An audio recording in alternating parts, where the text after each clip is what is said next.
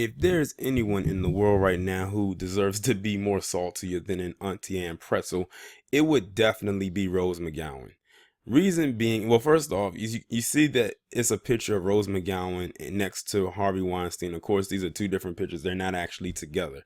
But the reason I say that is because Rose McGowan had two attorneys. And as it has been reported, both of those attorneys dumped her and went to go join the quote unquote dream team with Harvey Weinstein. Now, the way I found out about this was on Jason Black's Facebook page. And basically, you are looking at what a true display of power looks like. The fact that Rose McGowan, they say, was one of the most outspoken people against Harvey Weinstein and was really sounding the horn, and that her attorneys left her when she was trying to get a case against him, one of many cases that was probably going to end up getting dropped anyway, ended up pulling her attorneys away from her and having them join his team. That must mean these two attorneys that she had must have been pretty damn good.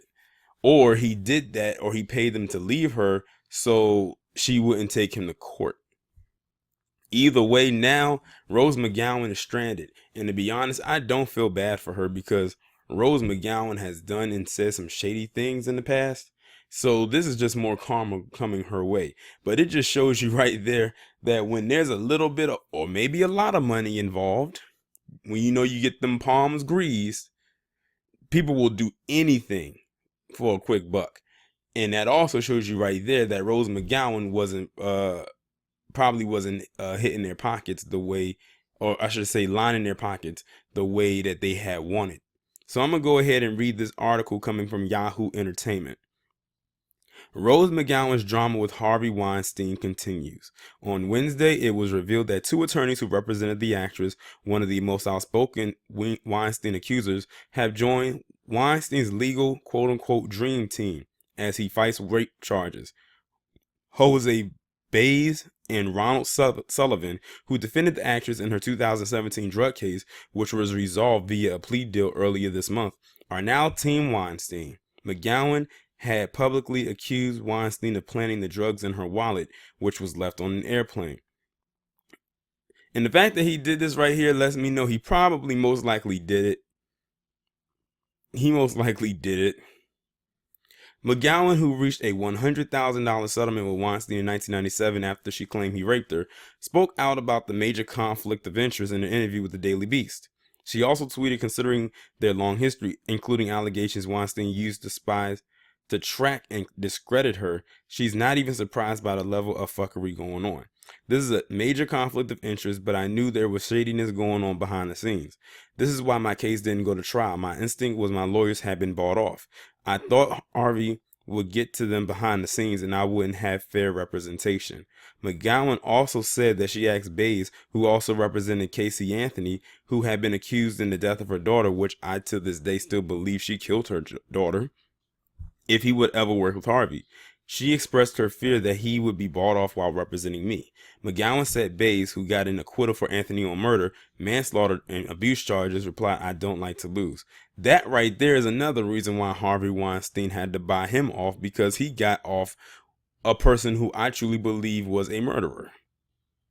Baez and Sullivan said in a statement to the Daily Beast, "We were pleased to represent our former client, Ms. Rose McGowan, in a matter of unrelated to Mr. Weinstein's current charges. After consultation with ethics counsel, we are certain no conflict of interest exists." Of course they're going to say that, but let's be real here. Harvey Weinstein paid these two off. "We wish Ms. McGowan well with all her future endeavors." Rose McGowan also reacted to the news on Twitter. She also shared a copy of an email exchange purportedly between Weinstein, whom McGowan refers to as Monster, and his attorney Blair Burke, who will also be reportedly playing a bigger role in the Weinstein defense. "I took care of getting the arrest warrant issued against her back in February, just so there would be no fingerprints." Damn. Burke supposedly wrote on October 30th, 2017, 2 weeks after McGowan said "Me Too," and claimed publicly that Weinstein raped her. Burke has not yet responded to a request for comment. McGowan is one of a dozen women to accuse Weinstein of sexual misconduct, but she is not involved in the current criminal proceedings against him in New York City. The disgraced movie mogul, who has denied all accusations of non-consensual sex, faces charges in Manhattan of rape and sexual assault. The case goes to trial on May 7th. Benjamin, and let's keep an eye on that date, because I'm telling you there may be another disturbance. Remember, I told y'all to keep March, that around that first week of March.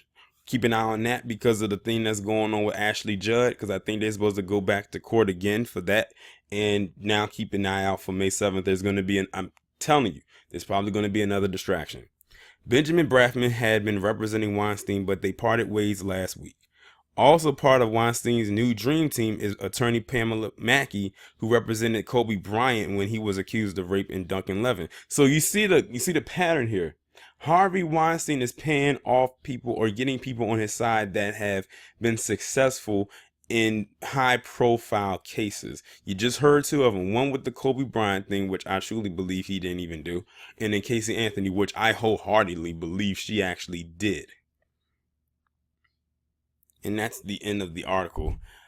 Well, like I said, that right there, if y'all want to know what true power and how to flex your power really works when you have money, there you go. And a lot of people were saying, well, Harvey Weinstein no longer has his company. I said, yeah, that's what you think.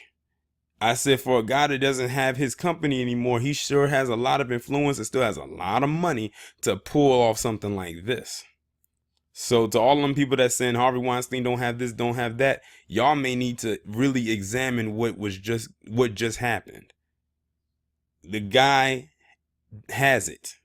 Like I said, he most likely has other deals going on behind the scenes that we don't know about. The only thing people really ever know about with him publicly is the Weinstein Company, which was his movie company. And that's about it. But he has, I'm sure, other investments going on behind the scenes that we don't know about. And to be honest, we probably will never know about. And I looked up his net worth. His net worth is like $400 million. That's a lot of money at the end of the day.